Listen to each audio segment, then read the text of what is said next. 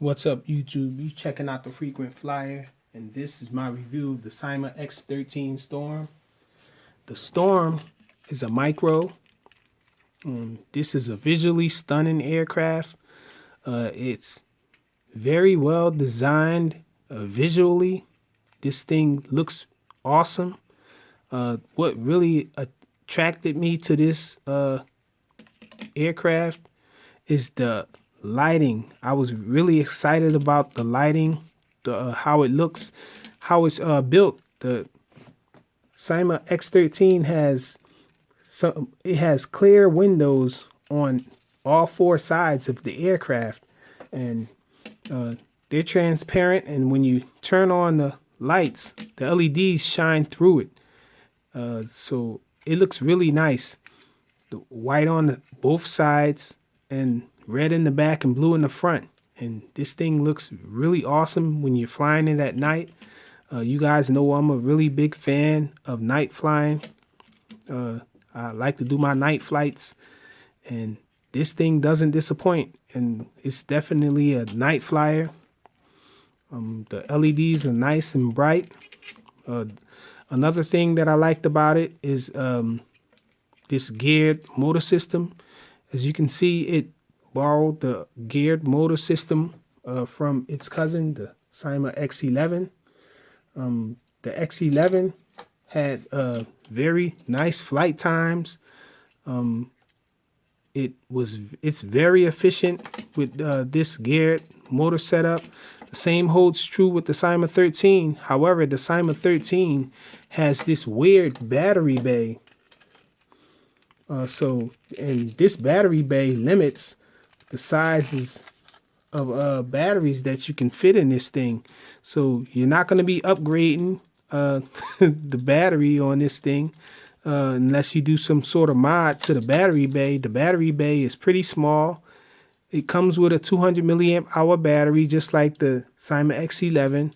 However, the battery bay restricts you from adding any larger batteries in there. You can probably fit some smaller batteries in there, but the goal is to go. We want to go up with battery size milliamp hour. That's one thing that's disappointing about this thing. The Syma X13 Storm flies really fast. It's fast, just about as fast as the Syma X11. However, I found that this thing has some sort of accelerometer issue, or maybe a gyro issue. When you're flying it really fast, full forward pitch, and you bank a turn or you do anything with yaw, the accelerometer seems like it gets confused.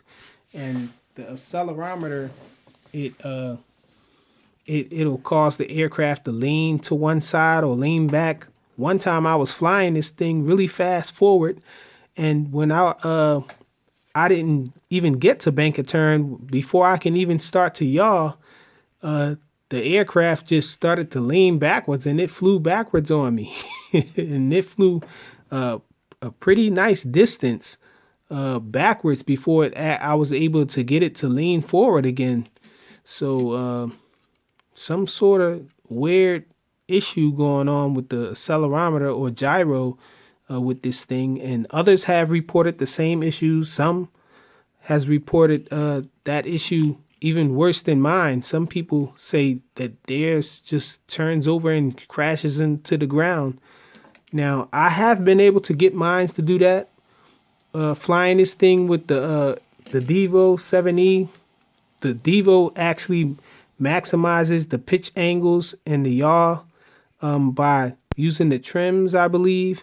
And so you can get this thing to pitch really hard with the Devo 7E. And once I was doing a lot of funnels, tight funnels, and I was pitching it really hard. And after a while, the accelerometers, I guess it got dizzy or something, and it just slammed into the ground. I was flying it over grass though, so no damage was done. But other than that, this thing is a fairly nice aircraft.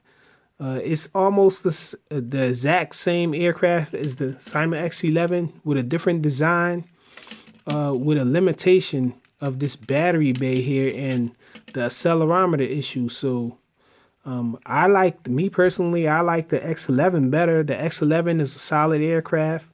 This thing is close, but no cigar. This Syma, I think they were going for a different design. I applaud Syma for making different designs with their aircraft, not having them all too similar. But this thing just has some issues. I don't know why they didn't keep the same internals of the X11 if they wanted to just switch the design or whatever. But this thing does have headless mode. Maybe that's something that contributes to this having this accelerometer or gyro issue. Maybe it came along with headless mode or whatever. So for whatever reason, all these companies are going crazy over headless mode, and until now, I really don't like headless mode. I think it's pointless, but I really would like to see a headless mode on a Hex,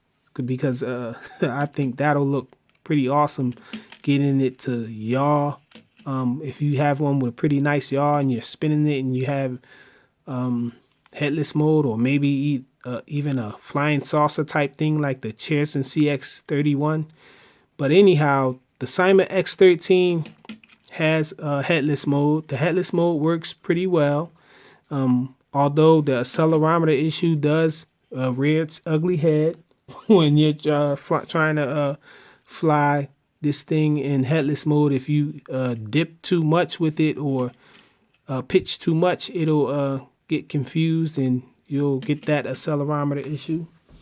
Other than that, this thing is a pretty solid effort by Syma. The transmitter is almost the exact same transmitter as the Syma X11. In fact, it is, except for it makes a different sound when you turn it on, power it on. All the controls are the same. You have your trim buttons here, your left and right flying roll trim, and your front and back trim here. And these here, you have yaw trim here, but these two here, they actually they're camera buttons for if you have. I don't know if they have I don't think they have a camera version of this, but for the Syma X11 C, there's a camera on that, and this one starts the video and this one takes pictures. But they do have, these are actual buttons on here. On the older models of this transmitter, these were like fake buttons, but these buttons are real, and you can fly the Syma X11C with this and operate the camera and all. But these buttons have no effect on the Syma X13. So yeah, and it takes 4 AA batteries. Xbox 360 style controller. You flip with the left shoulder button, and the right shoulder button switches the rates. It's only dual rates. And if you hold the button down, then it goes into headless mode. I believe it's the left shoulder button. If you hold it down, you go into headless mode. And yeah, that's all there really is to say about this thing. It has really nice rubber landing feet on there.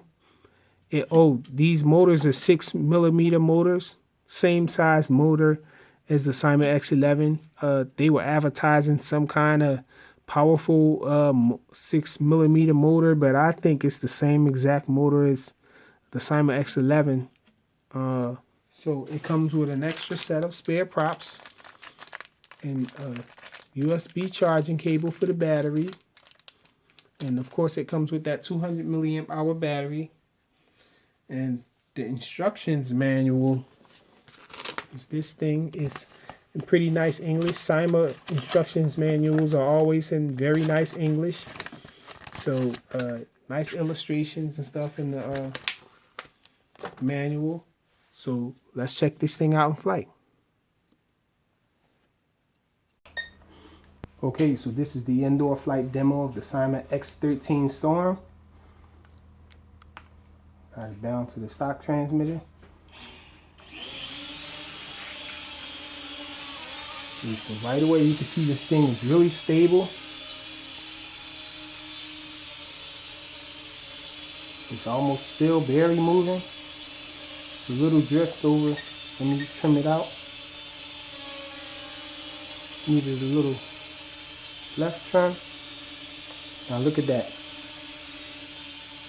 Amazingly stable. This is low rates we're on. This is the pitch here on low rates.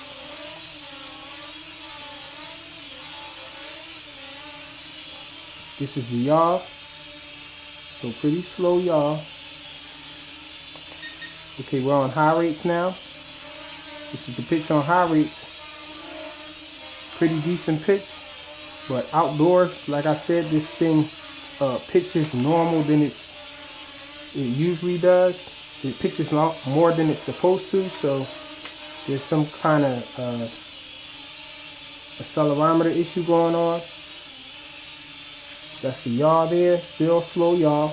With the D-road, the yaw is sped up. But this is the yaw you're going to get with stock. Let's check out some flips. So the flips are nicer than the Syma X11 because it gives itself some elevation. Gives itself a little throttle before it goes into the flip. And so it recovers more nicely than the Syma X11.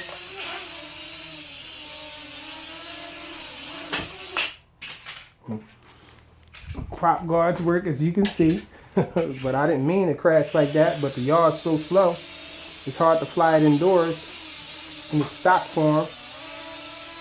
Can get a funnel going though, barely. The prop guards work, but if you're flying fast enough and you hit the front of the prop guard, it'll do that. It'll slam up against the wall or whatever flat surface you crash it into. So the prop guards work, but they don't work too well as far as bouncing the aircraft clear of the obstacle that you're flying towards, unless you take your hands completely off the sticks when you crash. And even that doesn't work. I took my hands off the stick and it still flipped over up against the wall. So I don't like prop guards. I take them off pretty much as soon as I get the aircraft.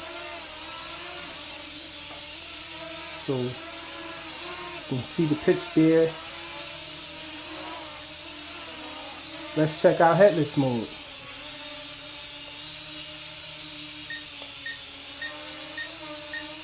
Okay, wait a minute, let's come out of headless. Let's come out of headless. I think headless is set by when you first turn the aircraft on. So let me turn it on facing that way.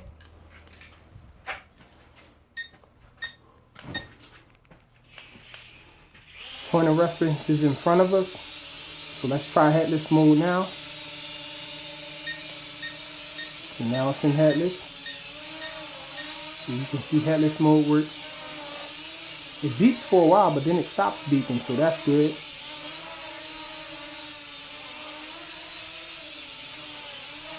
So headless mode does work. Let me get it out of headless. So we're out of headless mode now.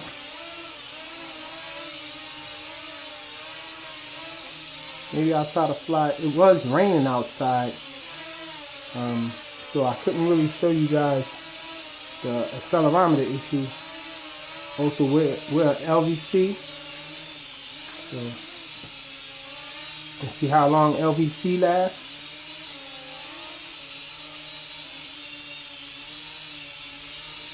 So already better than the Syma X11. The Syma X11 pretty much drops as soon as LVC kicks in. That thing falls to the ground. But this one, the X13 Storm, has a nice LVC warning. About 29 seconds or so. Let's see how long this one gives us.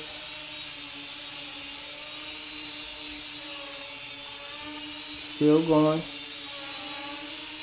Not descending yet.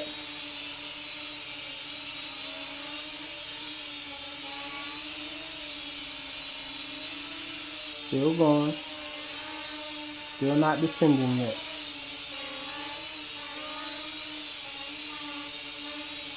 So as you can see, pretty long LVC with this one.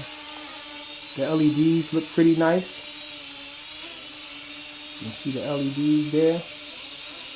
It's a cool idea for the LEDs. Real cool design. Look how long that LVC is lasting. Wow.